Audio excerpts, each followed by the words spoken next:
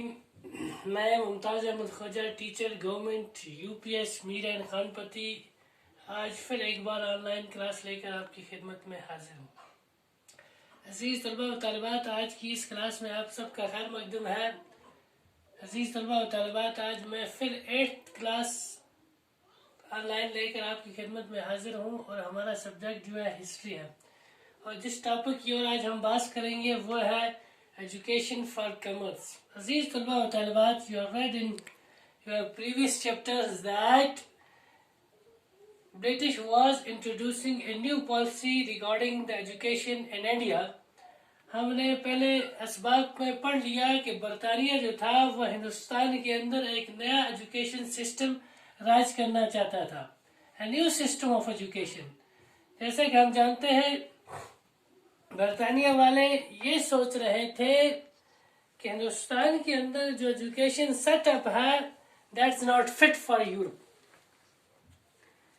बरतानिया वाले हर काम को, हर चीज को, चाहे वो एजुकेशन हो या कोई भी पॉलिसी हो, वो हर चीज को फाइनेंस के एतबार से देखते थे। They were having a single motive that how can the India will be looted, Hindustan को किस तरह लूटा जाएगा, वैसे सोने की चिड़िया समझते थे और लूटने की कोशिश करते थे। Same was true with education.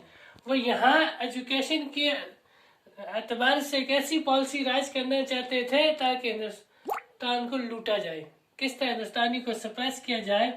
इसीलिए उन्होंने कहा था कि हिंदुस्तान के अंदर, इंडिया के अंदर जो एजुकेशन सिस्टम चल रहा है दैट्स अनसिविलाइज्ड एजुकेशन सिस्टम।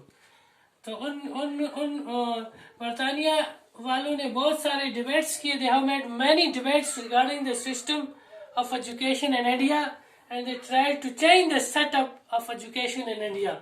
इस हवाले से उन्होंने पूरा सिस्टम चेंज करने की कोशिश की और उन्होंने अपनी मीटिंग्स के अंदर, डिबेट्स के अंदर ये बात वाज़ह कर ली कि एजुकेशन सिस्टम जो है इंडिया का, उस एजुकेशन सिस्टम से हिंदुस्तान का जो शहरी है, हिंदुस्तान के जो लोग हैं, they are going to uncivilized, they are treated to be barbarian। वो अभी जाहिल है, अभी कुछ पता नहीं है उनको। अगर उनको सिविलाइज करना है, so far as the ideology of British is concerned, अगर उन्हें इंडिया वालों को अगर सिविलाइज करना है तो उनको एक नया सिस्टम देना है, that's called European system of education, जिसमें उन्हें सारे सिस्टम के अंदर इंग्लिश लैंग्वेज को लाइज करना है। और आइडियालजी जो होगी वो आइडियालजी जो एजुकेशन के एतबार से होगी उसको कौन फोर्स करेगा? ब्रिटिश फोर्स करेगा। तो इस एतबार से उन्होंने यहाँ बहुत सारे डिबेट किए और उन्होंने एक कमीशन सेटअप किया that was headed by Charles Wood. जो जिस सिस्टम को जिस ड्राफ्ट को, जिस कमेटी का हेड जो था वो वुड थे।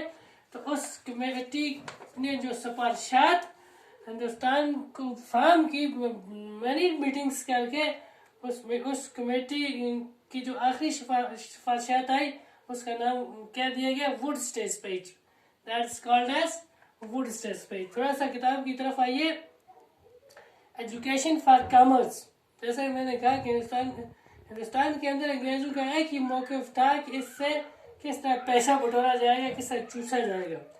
In 1854, the Court of Directors of the East India Company in London sent an educational dispatch to the Governor General in India।